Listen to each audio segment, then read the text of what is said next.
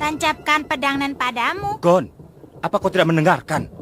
Kalau menyerang orang selain Ryodan, Kurapika akan mati.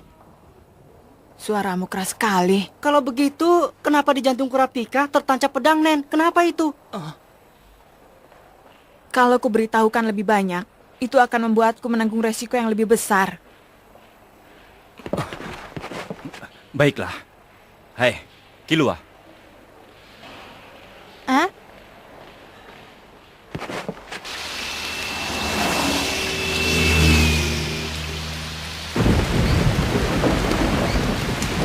Targetnya adalah pengunjung bermata merah atau si pengguna rantai.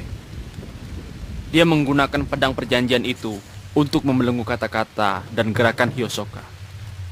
Biarpun belum jelas dia menggunakan kemampuan tipe Gugenka atau Sosa. Kalau dia memakai rantai ada dua kemungkinan. Pertama, kalau dia punya kemampuan Sosa, dia mengendalikan rantai sungguhan untuk mengalahkan Ubo. Kedua, kalau Gugenka, berarti dia mengalahkan Ubo dengan rantai yang diciptakan dari Nen. Memangnya ada perbedaan antara keduanya? Tentu, kalau bertipe Gugenka, berarti dia bisa berpura-pura bertahan kosong. Itu adalah keunggulan besar. Benar juga. Meski sangat berat untuk bisa menciptakan benda, tapi begitu berhasil, benda itu bisa dikeluarkan dan disembunyikan. Apa mungkin rantai yang diciptakan dengan Gugenka itu mampu menahan kekuatan Ubo yang begitu dahsyat? Mungkin saja. Dia bisa saja menciptakan rantai yang mampu melumpuhkan atau membuat tidur lawan sesaat setelah tertangkap. Asalkan memenuhi persyaratan, pasti itu bisa dilakukan. Susah juga kalau dia memang bertipe Gugenka. Yang lebih jadi masalah adalah kekuatan yang membelenggu Hiyosoka. Disebut dengan pedang perjanjian. Artinya, dia harus menepati satu syarat. Benar, besar kemungkinan adalah seperti yang dikatakan pemimpin, yaitu agar Hiyosoka tak berbohong, atau tidak memberi penjelasan sedikit pun mengenai si pengguna rantai, atau mungkin juga agar tidak bisa menyerang si pengguna rantai. Biarpun belum bisa dipastikan, mungkin bila Hiyosoka melanggarnya maka dia akan mati. Kalau memang mau menghabisi si pengguna rantai, daripada mencari tahu kemampuannya, bukankah lebih penting untuk mencari tahu dulu di mana dia sekarang?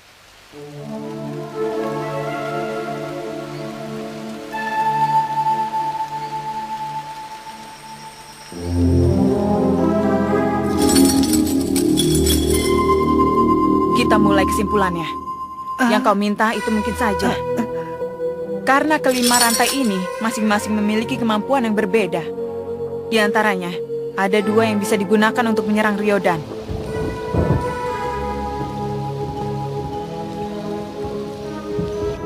Chain-Jail untuk membelenggu seseorang, lalu menjatuhkannya ke dalam Zetsu.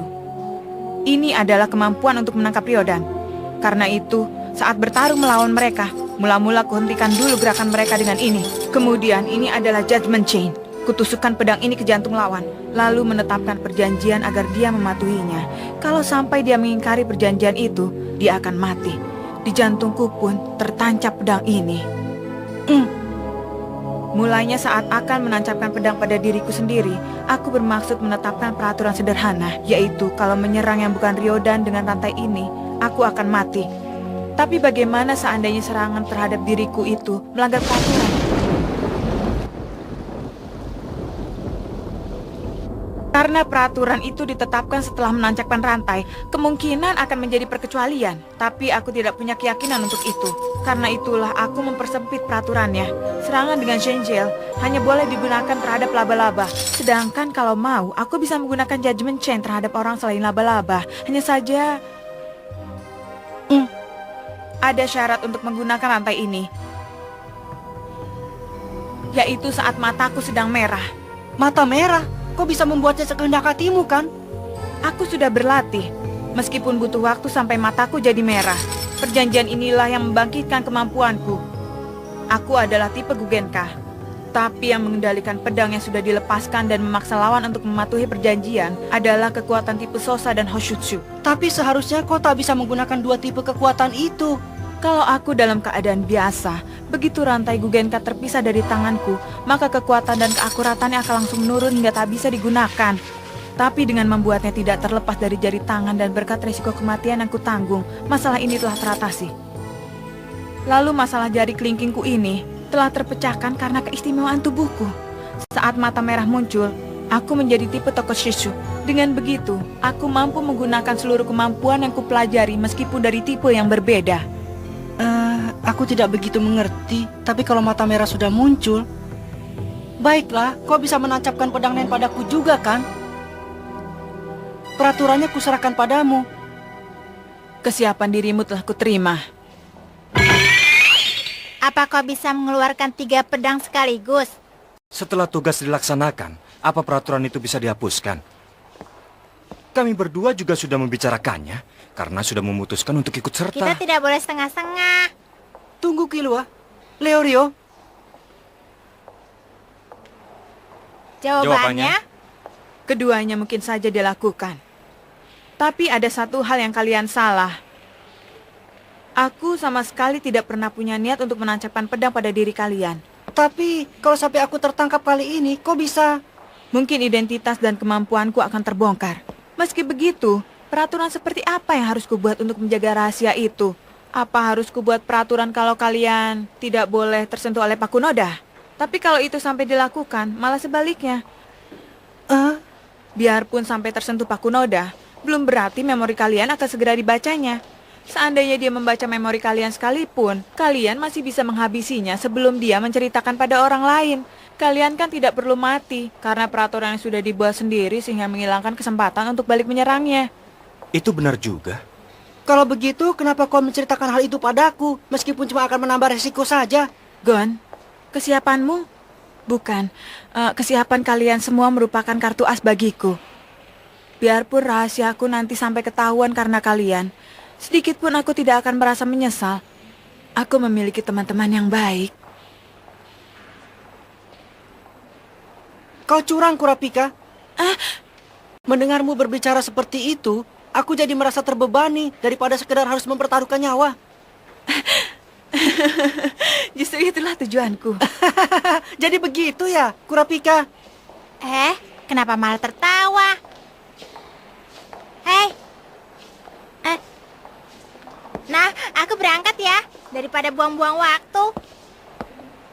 Killua, hati-hati ya. Iya, serahkan saja padaku. Semangatku sudah mulai timbul. Sekarang kita tentukan kelompok. Mengikuti ramalan, minggu depan kita harus bergerak sesuai dengan kelompok ini. Jangan sampai kita bertindak sendiri-sendiri. Shijuku, Pakunoda, Machi, Kurtopi, Binks, Weitang, Nobunaga dan Sarnak bersama aku. Bonerov, Franklin dan Hyosoka bersiaga di sini. Pimpinan, boleh aku tanya satu hal? Anak-anak kecil itu, mereka mengetahui tempat ini. Ya, biarpun sepertinya mereka tak punya hubungan dengan si pengguna rantai, tapi aku tetap merasa janggal. Anak kecil. Oh iya, aku sampai lupa. Pimpinan, aku sudah menyuruhnya untuk masuk kelompok kita. Aku mengatakan pada pimpinan bukan dengan maksud seperti itu. Begitu ya. Memang kedengarannya dia anak yang menarik. Tapi kalau mendengar dari ceritamu, sepertinya dia tidak akan masuk laba-laba kita. Akan kubuat dia mah, bagaimanapun caranya. Akan kubawa ke sini. Pimpinan, kau tak boleh terpengaruh kata-katanya. Nah, Machi, apa yang mengganjal perasaanmu itu? Sebenarnya aku juga tidak bisa memastikannya. Firasat ya? Firasatmu memang selalu bisa diandalkan. Jangan-jangan pada diri anak itu terdapat suatu hubungan yang sangat penting. Untuk berjaga-jaga, kita tambah saja duplikat markas kita. Kortopi, bisakah kau membuat 10 gedung lagi? 50 juga bisa. Sepertinya ada yang berbeda dengan kemarin. Tempatnya berbeda. Udah ini mustahil. Yang benar saja. Masa gedungnya bertambah? Kalau sampai ada seseorang yang menyusup ke salah markas palsu, aku bisa langsung mengetahuinya. Karena duplikat buatanku juga memiliki fungsi N.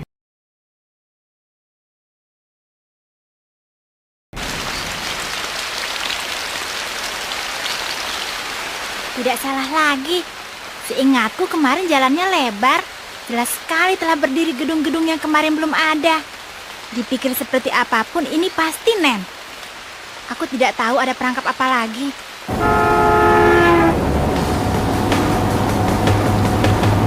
Perangkap? Seorang pengguna NEN bisa melakukan hal seperti itu. Sepertinya ini adalah ulah seorang pemilik kemampuan Bugenkah. Ini memang susah. Gerombolan yang tak terduga. Bahkan ada juga anggota yang bisa menciptakan gedung. Pasti mereka telah menyiapkan satu perangkap di situ. Iya, tapi ini juga merupakan bukti kalau mereka masih bermarkas di sini. Masalahnya, karena gedungnya ada terlalu banyak, pandanganku jadi terhalang. Diawasi dari kejauhan seperti ini pun aku hanya bisa melihat sekitar 20% dari keseluruhannya. Tapi kalau kau mendekatinya dan bergerak tanpa tahu arah, bisa lebih gawat. Itu benar, Kilua. Iya, aku juga tidak akan mau melakukan hal itu. Sekarang pun jantungku sudah berdebar sangat kencang. Aku tidak tahu harus bagaimana kalau mendengar suara. Suara! Ya, Iya, tidak. Baiklah, pokoknya kau harus kembali ke titik pengamatan awal. 5 menit lagi akan kutelepon.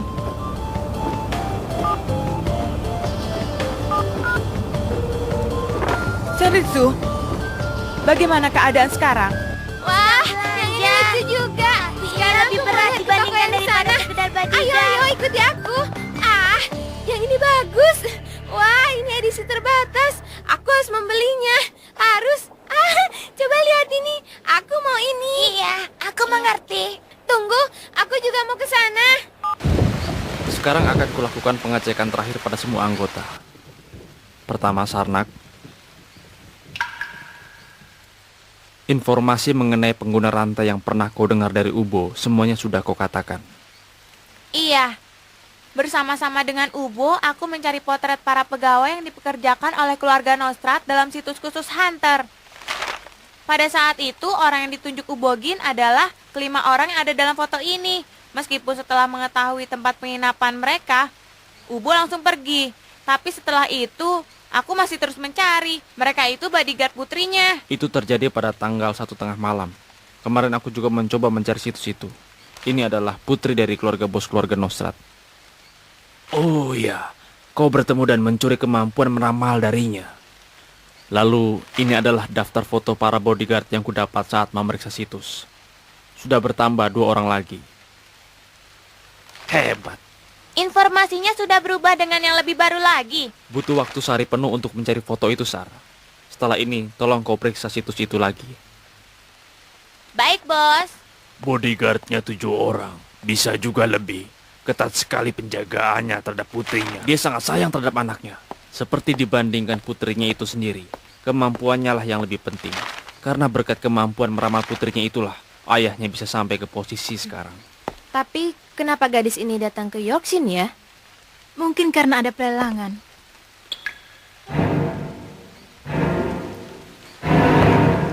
Pimpinan,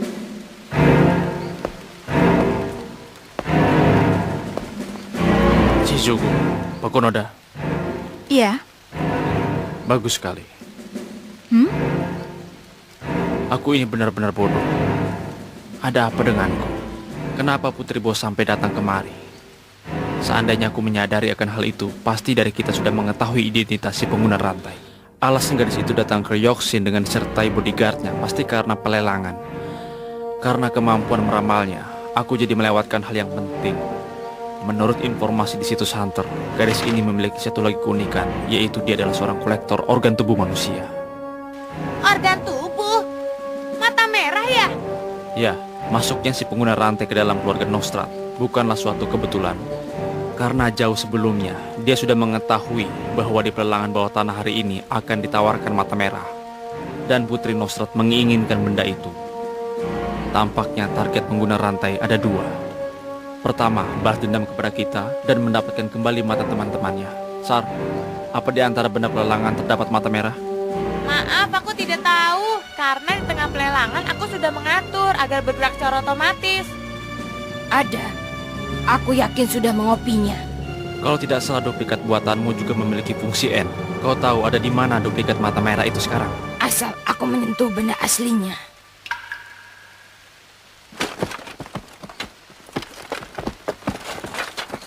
Ada, ini aslinya.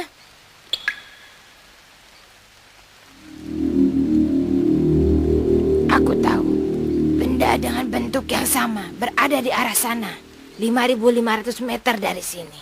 Di situ ada pengguna rantai. Lebih baik kita bergegas, karena aku mengkopinya kemarin malam. Maka dalam beberapa jam lagi akan menghilang. Apa ada peta? Ini. Dari sini 5.500 meter. Hotel Wistek. Pimpinan, biar aku saja yang pergi. Aku mohon. Baiklah. Sebagai gantinya, aku juga akan ikut. Kita tidak boleh bergerak sendiri-sendiri. Asik, baiklah. Aku, Maci, Shijuku, kalian juga ikut dengan kami. Ganti anggota kelompok. Sar, kau tukar posisi dengan Kortopi. Baik.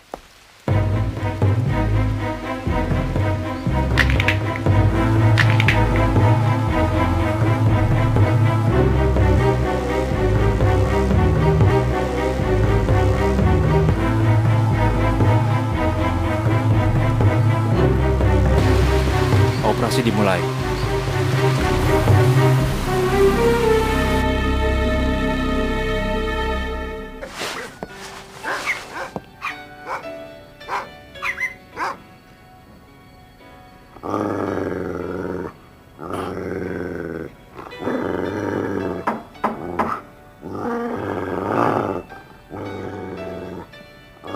Siapa itu? Room service. Taruh saja di depan pintu. Uang tipnya akan kuberikan melalui bawah pintu.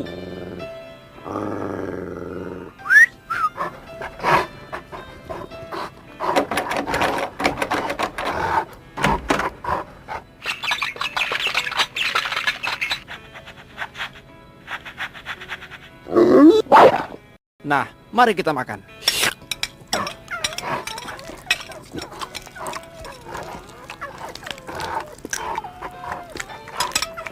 Aku harus pindah kerja secepatnya. Badanku sudah tidak kuat lagi. Sedangkan pacarku pun, Elijah, juga ingin segera berhenti bekerja. Tapi susah sekali mendapatkan pekerjaan yang gajinya bisa mencukupi untuk menghidupi Elijah dan anjing-anjing ini. Jadi aku harus bagaimana?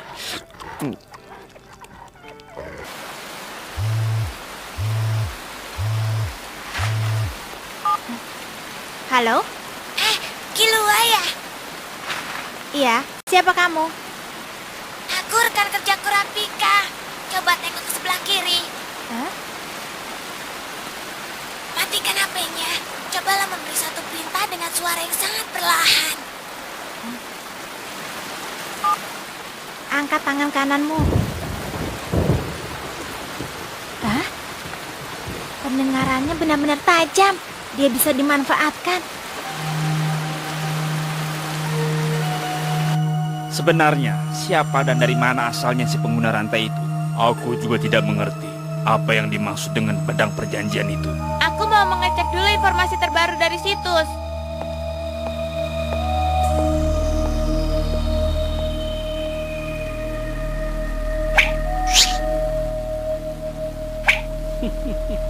Di tubuhku sama sekali tidak tertancap pedang perjanjian. Itu tidak lebih dari kebohongan besar.